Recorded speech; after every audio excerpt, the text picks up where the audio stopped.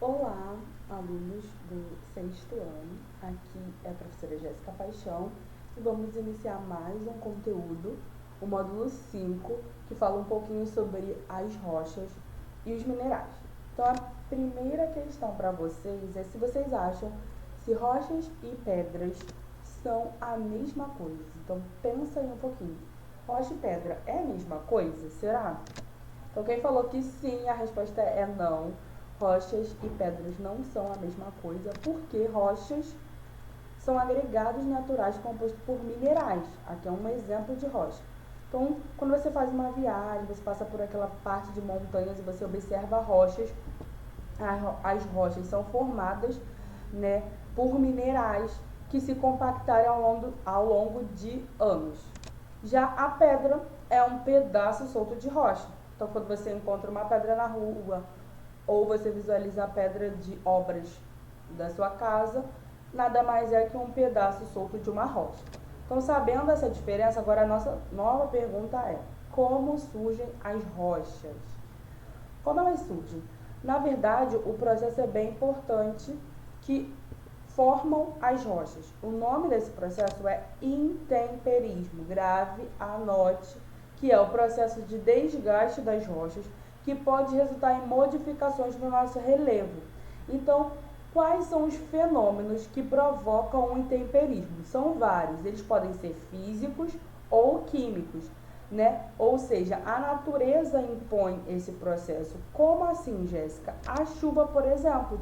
A chuva, ela é um processo que vai alterar o relevo daquela região. Então, se chove mais ou se chove menos, o relevo vai ser alterado.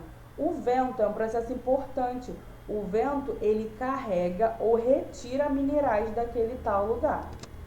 E outro processo que não é mais externo, e sim interno, que acontece dentro do nosso planeta.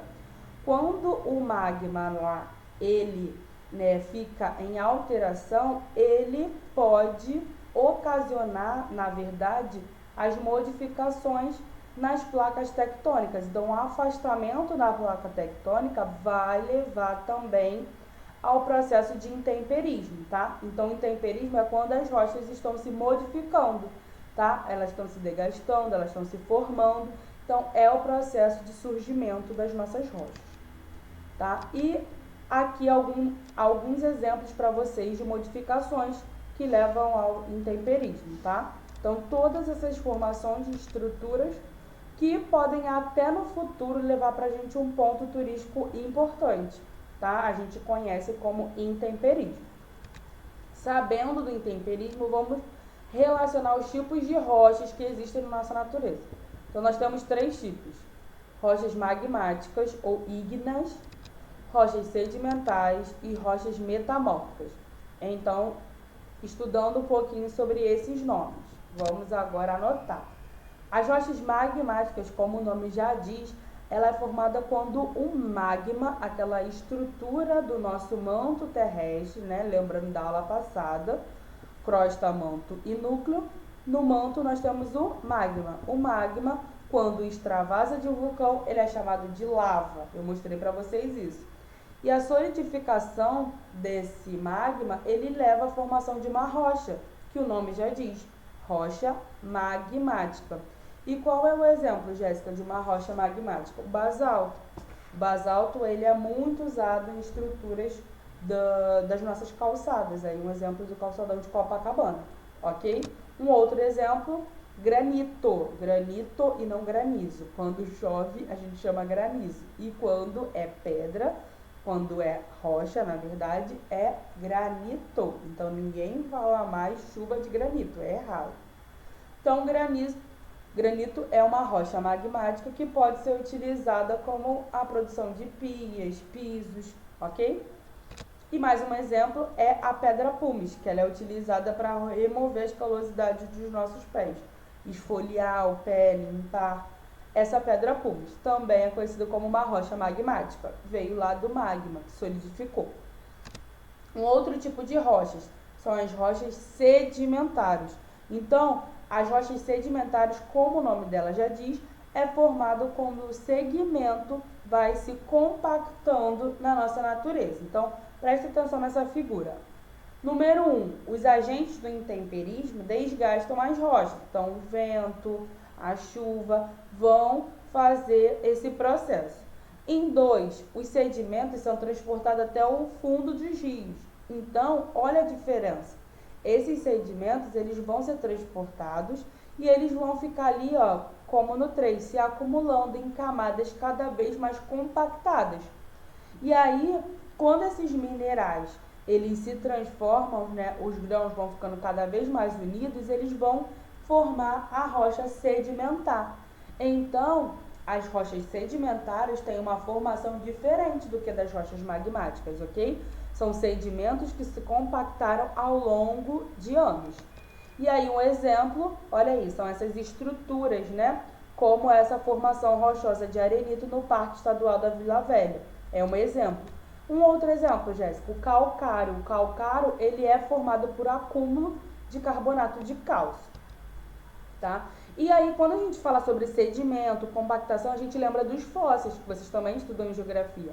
Os fósseis, eles são acúmulos de segmentos orgânicos, ou seja, material vivo. Orgânico é tudo aquilo que se apodrece com o passar do tempo. Os animais que morrem, um vegetal, uma fruta que a gente deixa cair na natureza, tá? Então, tudo isso é orgânico, ele se apodrece. E o que é inorgânico, Jéssica? É aquilo que não apodrece, não é formado por uma matéria orgânica, ou seja, pedra, rocha, água, não apodrece se eu deixar ali bastante tempo. Agora, a matéria orgânica é aquilo que tem carbono. O carbono, ele apodrece com o passar do tempo. Ok? Então, essa é a diferença entre orgânico e inorgânico. Então, o acúmulo de sedimento junto com esse material orgânico forma os fósseis. Os fósseis são importantes para os estudiosos, né? Através dos fósseis, nós conseguimos observar, saber tudo o que aconteceu na nossa natureza antes da nossa era, antes do nosso século, ok? Então, através dos registros fósseis, nós temos lá um estudo, né, sobre vários períodos bem antigos na nossa natureza e podemos observar quais foram os animais e os vegetais que eram tradicionais daquelas épocas, né, bem, quando a gente fala assim, milhares de anos atrás, tá? Ok? E aí nós temos as rochas metamórficas, que elas, na verdade, elas são formadas através de transformações. Então, nós temos nas rochas metamórficas, rochas que foram tanto magmáticas quanto sedimentares. Só que essas rochas, elas sofreram altas pressões e temperaturas. E aí, elas não são mais chamadas nem de magmáticas nem de sedimentares. Elas são agora chamadas de metamórficas, tá? Então, qual é o exemplo? O mármore. O mármore, ele na verdade, ele foi uma rocha, né, que na verdade foi transformada. Ele era um calcário que se transformou em mármore com o passar do tempo, ok? E ele é muito usado em esculturas, em bancadas, em pisos.